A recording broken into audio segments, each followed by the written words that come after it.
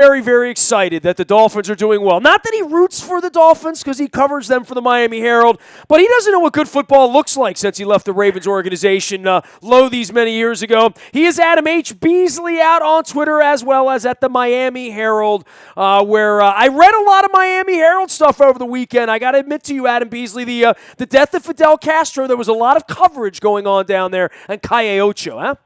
Yeah, man, it was a party down here. I think there's still some pots and pans being struck, and a couple of Cuba Libres being consumed down on Southwest 8th. You're absolutely right about that. It was a historic week, and it was kind of a fitting week, to be honest, because Colin Kaepernick, the 49ers quarterback, who's obviously made headlines for his demonstration during the national anthem, was taken to task by my colleague Armando Salguero on a conference call on Wednesday about him wearing a Fidel Castro T-shirt during a post-game press conference.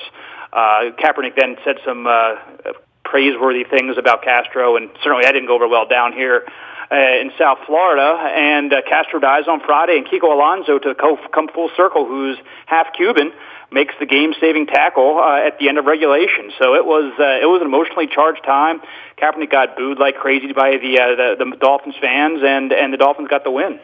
Well, in the case, let's go back to Kaepernick for a minute, because where are you actually from? I should know this, but I don't. I know you as a Baltimorean, but are you not local to our area, our part of the world? I am from central PA, about 90 miles north of Baltimore, Harrisburg, Pennsylvania. I was going to say, I thought you were a Pennsylvania guy. So yep. Just to be clear on this, and you got to Miami when? What year? 2006, 7, 8, somewhere in there? Yeah, 6. It was 05 was my last year at the Ravens, and I moved here February of 06. And I started working with the Herald that following October, so I just had my 10-year anniversary. So what's a farm boy like you learn living in Miami 10 years later? I'm a suburbanite, my friend. No, but about Cuba and about Castro and about the sensitivity of it all and things that maybe you might have popped off about in 2005 because you didn't know what you were talking about that you learn once you get there. And for Kaepernick, I've said this to a couple people this week, it would have been very easy for him just afterward to say, you know what, I misspoke and I've done a little bit more research, and maybe I was a little misguided in a few of my comments last week, but he clearly is not that personality. But I would think that anyone like you that comes from the outside into that, especially on a journalism side, especially on a wider audience, that there's a whole different view taken in South Florida, as I learned in 99 when I got on a plane and went to Cuba as a journalist covering the Orioles playing down there 17 years ago. It's a fraught relationship, obviously, with Cuba for the exiles here, because clearly they loathe Fidel. They still loathe his brother Raul. As they should, right? I mean, Armando's story was unbelievable. Did you know that about him before you read it? Sure. Of course. See, I don't know him well enough, and I don't know who in his circle would actually know a story that intimate. And I've advised everybody they should go read it because it's incredible. Yeah, it's on the Herald, MiamiHerald.com /Dolphins, and yeah, it's he was 2 years old. His parents were trying to flee the country, and I believe, don't quote me on this, but I believe while they're getting on the plane, his family was separated. The guard that was guarding the jetway said, "There's 3 of them. 2 of you can get on." And he said to his dad, "You can pick the 2." And could you imagine that, saying, "Okay, either I'm not going to see my wife for the next X number of years, or I'm not going to see my wife and my child for the next number of years." Obviously, he sent his wife and child and stayed behind, as any father would. And it ripped that family apart. Obviously, they were later reunited, first in New York, and then they moved down to Miami. But it just tells you it's an awful story. It's certainly a redemptive story for Armando that he got his family back together. But it's not a unique story. I mean, it's far too many of these stories in South Florida about families ripped apart by that regime. And so, yeah, there was a huge outpouring of joy and relief by Cuban exiles and their children and their grandchildren. And it rolled into the football game, which is, we always talk about sports and politics and life sort of, merging together. But there's Kaepernick out there after wearing a Fidel Castro shirt in front of Miami. And, the fans down there usually are kind of like sitting on their hands, maybe had a couple too many cocktails before the game. The team kind of sucks. You're aware of all of this, covering it all. It felt as spirited as I've ever heard that crowd down there, right? Yeah. I mean, that first, when they had the ball the first time, and Kaepernick comes running on the field, it was deafening, and I know it got across on the broadcast, but even through in the press box, we have thick windows that you can often muffle the sound. Like there's a halftime performer, we can't hear anything. We heard it, and they kind of rattled the windows. So it's great. I mean, it's great for the people of South Florida to have that cathartic experience. They see him they saw Castro as Satan, as the devil, and the devil is dead. Well, and the football team rolls on. We'll get into the football. Adam Beasley here from the Miami Herald. I encourage everybody to go read the Miami Herald, not just the Castro coverage, but all the stuff that went on with Armando Salguero, who I'm hoping to track down at some point this week as well. And he and I crossed paths 30 years ago when I almost went to work at the Miami Herald, these many years ago when they put me up at the Key Biscayne at the Marriott, and I had some shrimp cocktails on the Miami Herald. But, Bees, this is a better football team, right? I mean, I don't know what to say. I mean, the haters and the doubters and all that stuff, they're 7-4. The Ravens aren't. They're on a playoff track for the first time in a long time. What magic sauce did Adam Gase bring in there that you didn't see from the three previous predecessors that you covered down there in Miami? Yeah, that's a tough question to answer in a soundbite, but the short answer is this: he inspires those guys in a way that Joe Philbin could never dream of doing so, and he relates to them in a way that Joe Philbin never did. And that might sound trite to some people, but when you're out there being told to buy into something, to completely sell out and buy in and give it all for that, you got to believe in the person. You got a messenger, right? You got to believe in the messenger. The message has to be good. The plan has to be good, but there has to be a guy at the top that keeps it all together. I mean, I think a baseball manager, his number one job is to manage the egos, right? I know football is obviously more of a coach's sport than baseball is, but nonetheless, you have to have everyone pulling in the same direction. And they didn't. There was so much infighting. I mean, you go back and think about the Ndamukong Suh issues last year, Ryan Tannehill and the practice squad trophy case, and all these stories that leaked out last year. You're not hearing any of that this year. Well, yeah, and incognito before that. I mean, you've had a lot of drama and a lot of bad football to cover down there, right? I mean, you haven't covered much prosperity there in your 10, 11 years, right? No, 8-8 was a high water mark. They had that both in 13 and 14. Look, this is a team that was 8-6 with 2 games left in the 2013 season. They win one of those games. I think they were both at home and both against terrible teams, the Bills and the Jets. You win one of those 2 games, you're in the playoffs. Not only did they lose both those 2 games, but they got boat raced. I think they scored a touchdown total maybe in those 2 games. That was a sign of a team not being led properly. And there is no more talent on this team, particularly how they're constructed now with all the injuries they've had. Rashad Jones after the year, their offensive line, they were without 3 offensive linemen against San Francisco. Koamisi gone for the year. They're maybe their best corner, Xavier Howard, has missed half the season.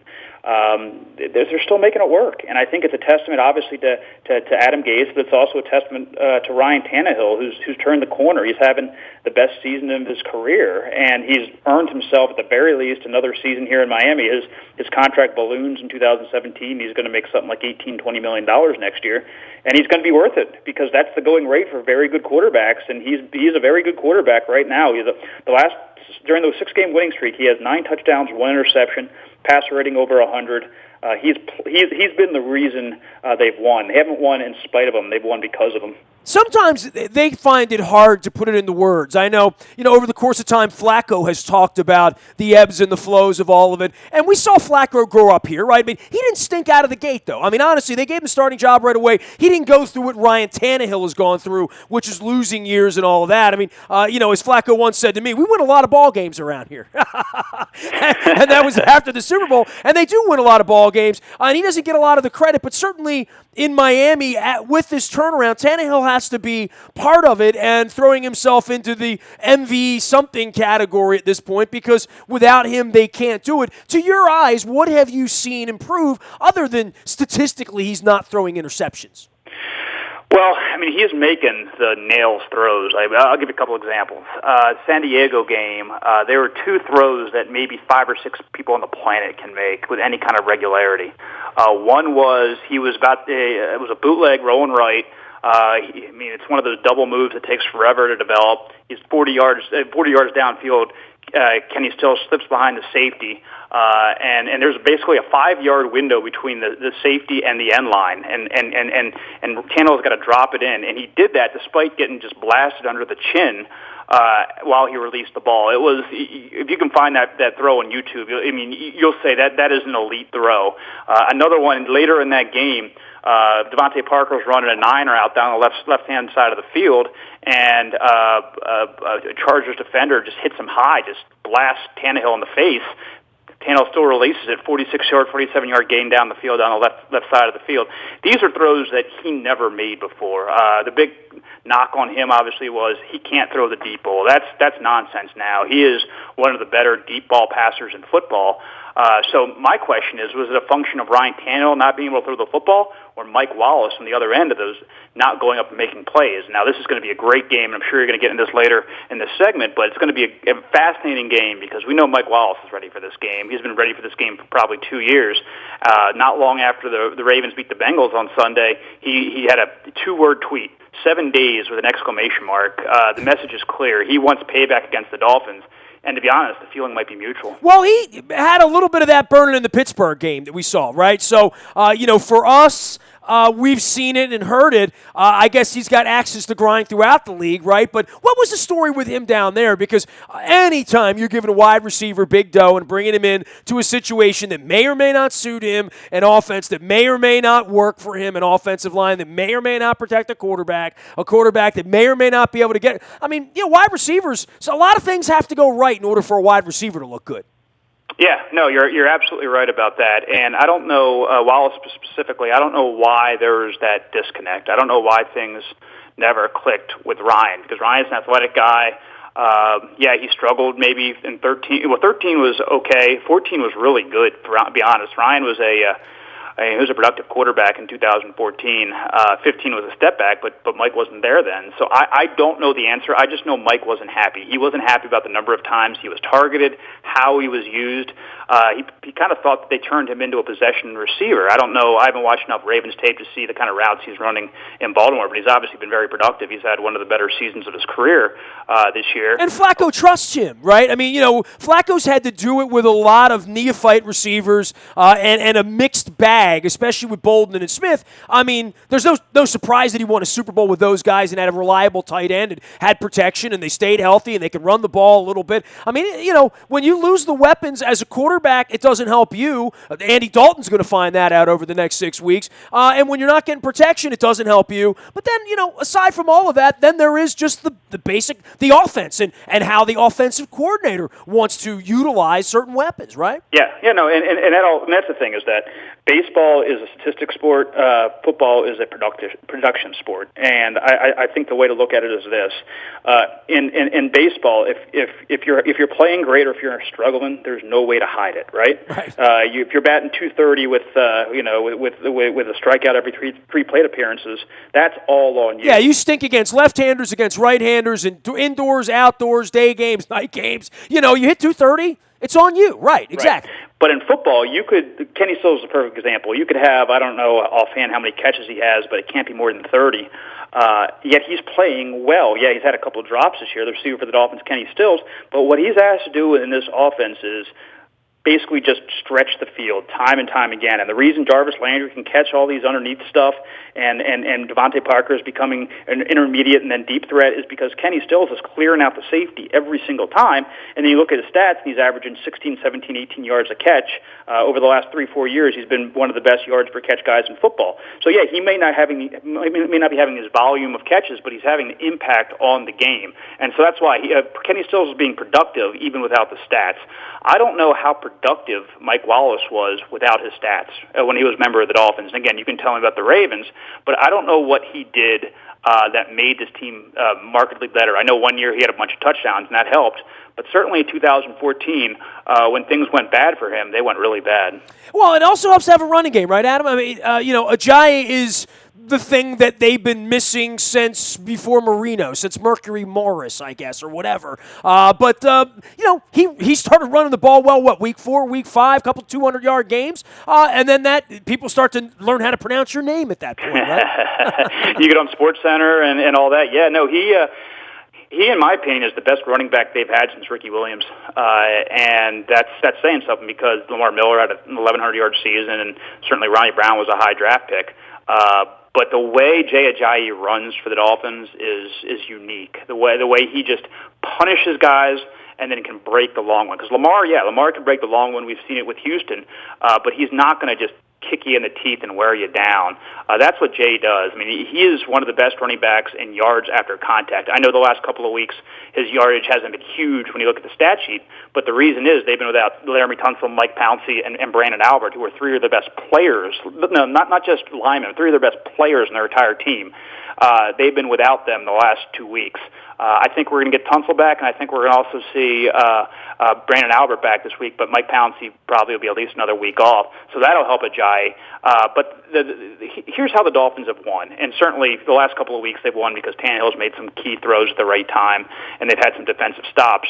But really, they when they're really good, when they're really going, they're doing it because they control the game at the line of scrimmage on offense. If they have the ball for, say, 35, 36 minutes of the game, get 150, 160 yards, maybe 4, 5 and 6 yards a carry, they're going to win the game because it's going to hide their huge deficiencies on defense. And believe me, there are some deficiencies. They're 30th in run defense, and they're kind of doing it right now with smoke and mirrors in their defensive backfield, Byron Maxwell and Tony Lippett, who's a converted wide receiver.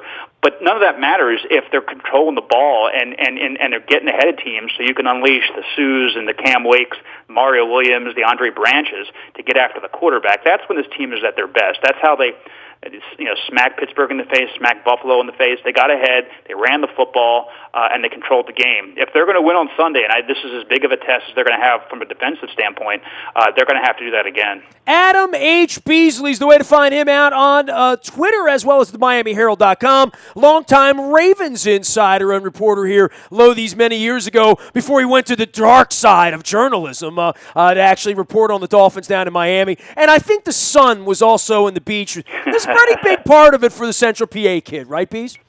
Yeah, what is it up there right now? What temperature is it? Sucks is what it is. That's what the temperature is. Yeah, Celsius and Fahrenheit, it sucks. It's slightly overcast and 80 today. I might have to put on a parka. Yeah, and you also got great barbecue down there, too. You got great beaches, and you got things. And the football team's getting better. The only guy that's seen more losing than you is probably Cameron Wake, right?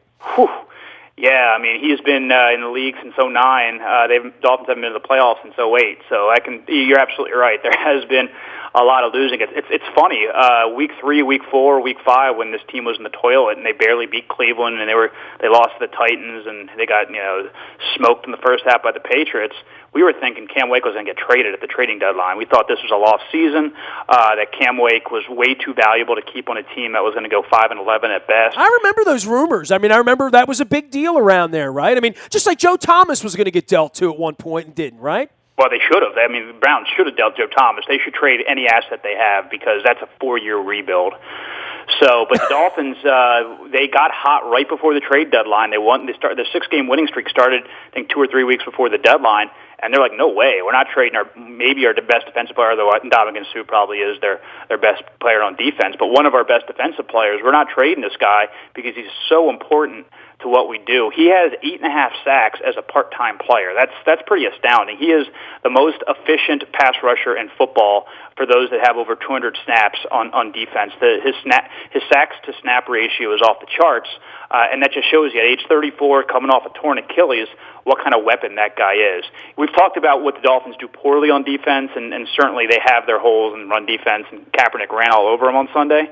But I wouldn't want to be Joe Flacco if he's at all gimpy on Sunday because that pass rush is going to get after him. It's going to make life miserable for him. It's kind of a huge contrast, right? Because it's totally strength versus strength. It's the Dolphins, big old overwhelming offensive line, assuming they're all healthy, versus the Ravens' number 1 defense or whatever it is now. And then on the other side of the ball, it's the Dolphins' flawed but playmaking defense against the Ravens offense has just been really bad this year, right? Well, if I were to take, and you're one of many I've talked to about the pass rush and the uniqueness of the Dolphins pass rush, the way you avoid that is not being in 3rd and 13, right? And 1st and 20, and these problems that they've had with penalties on the offensive line, with holding on the offensive line, and quite frankly, with the offensive line. It's gotten a little better. Yanda's moved over to the left side now. And when you're running a ragtag O-line, everything's off time. The quarterback's uncomfortable. People miss blocks. People get overwhelmed because they're second or third teamers, things they don't recognize at all.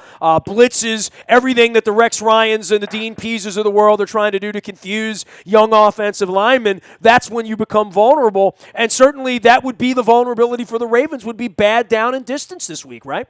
Yeah. If the game is played at 3rd and 2 for the Ravens, they're going to win. If it's played at 3rd and 7, they're going to lose. It's that simple because that offensive line versus the pressure that offense are going to bring is a bad matchup. So for the Ravens to win, you got to run the football well on first down. You got to get yards in 1st and 2nd down, or you're not going to have any chance because the Dolphins, although they have some divisions, as I said, if the game is close in the 4th quarter, they're going to win it. I mean, that's just what they've done recently. They're going to win the game in the 4th quarter. If it's going to be a special teams play, if it has to be a special teams play, it's going to be that. If it has to be Ryan Tannehill leading 2 length of the field drives in the last 6 minutes to win it like he did against the Rams, they're going to win it.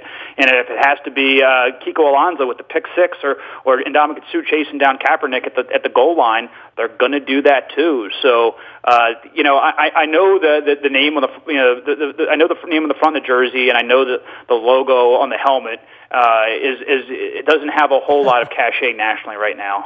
It hasn't for years. But I'm telling you, this is the most dangerous Dolphins team the Ravens have faced since 2008. Adam Beasley's covered the fish down there in Miami for a decade now at the Miami Herald. You can follow his journey at Adam H. Beasley. That's Beasley. 2 last things for you. Was Suh worth the money, Adam? That's the $114 million question, Nestor. If they make the playoffs, you got to say yes, right? Okay. Because he is so disruptive, and he does so many things that we don't see taking on the double teams. I wonder where this defense would be without him right now, and the short answer would be really bad. But on the flip side, you wonder, well, how much depth could they have added by that $17, $18, $19 million cap that they're going to have every year for the next 4 or 5 years?